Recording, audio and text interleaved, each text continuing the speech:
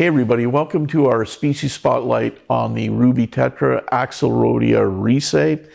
This small, gorgeous little tetra hails exclusively from Colombia, specifically from the Upper Meta River Basin, which is a tributary of the mighty Orinoco River system. In fact, during our Fluval expedition in Colombia a number of years ago, we did come across this small tetra in a blackwater tributary just east of Villavicencio.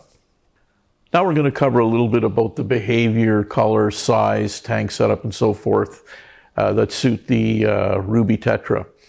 This small tetra would really be best described as a very peaceful small fish that does great in nano setups. The type of setup that you would want to keep it in should contain a fine sandy bottom, plants that prefer lower light levels, such as Anubias, for example, and some driftwood. The Ruby Tetra makes for a great feature fish in a nano aquarium. Basically, you want to make sure that you house it in schools of at least 6 to 10 individuals. That way it'll best display its natural behavior and be a little bit less shy. The types of tank mates you want to keep with this species are fish like small pencils, dwarf Corydoras, very small dwarf cichlids, for example, and other very small nanotype tetras. The size of the Ruby Tetra is very small. In fact, it is about 0.75 of an inch. In metric, that would be about 15 to 20 millimeters in length. The coloration of the fish is very attractive and will be best enhanced by keeping it in dark stained water with a darker bottom. It is a kind of a subdued ruby red color, and the fish has a very interesting markings at the base of its caudal fin. It's kind of a luminescent red with a kind of a black stripe underneath that. And there's some kind of white edging to the fins, the dorsal and the caudal fin and so forth. Very, very light white edging to it. It's a very beautifully colored, small, delicate nano tetra. Now, when it comes to the difference between males and females, males are a little bit less in length. They're a little bit shorter, typically a little slimmer, and they will develop a more intense red coloration, as we mentioned, specifically in setups that are dimmer lit and have some natural amber staining to the water. The minimum aquarium size for keeping Ruby Tetras is really about 10 gallons or 38 liters. The reason, of course, being that you want to maintain them in a school of at least 6 to 10 fish. A little bit more is actually preferable. When it comes to the water conditions you want to provide for your Ruby Tetras, lower to moderate movement is really what they prefer best. Definitely not a fish that likes high current or high water flow. pH range should definitely be on the acidic side. 5.5 to 6.5 is really a range that you should target.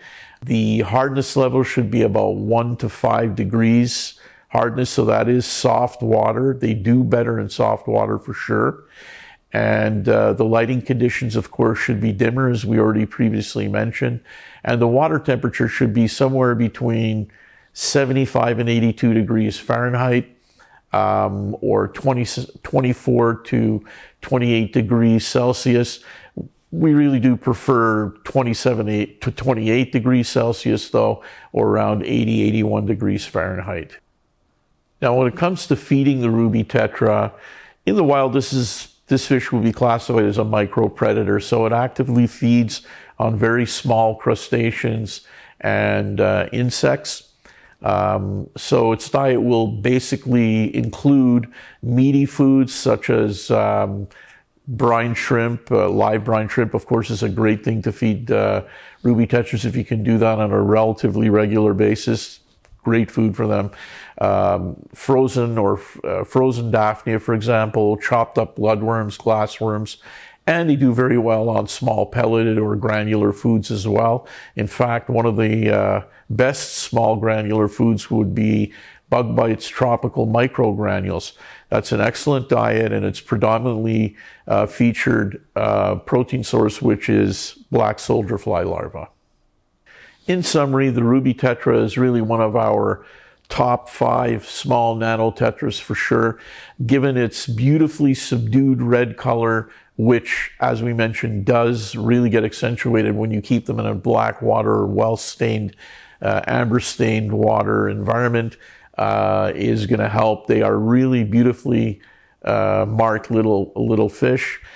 You do have to pay attention to the tank mates you put with them. Make sure not to mix it in anything boisterous or fast swimming species that will disturb them. Keep them in as big a school as you can for the size of tank that you have them in, and they will make a great feature fish for a small aquascape nano tank. Can't think of a better small tetra for that. Thanks a lot for watching, guys. Make sure to comment, like, and subscribe below. Until the next time.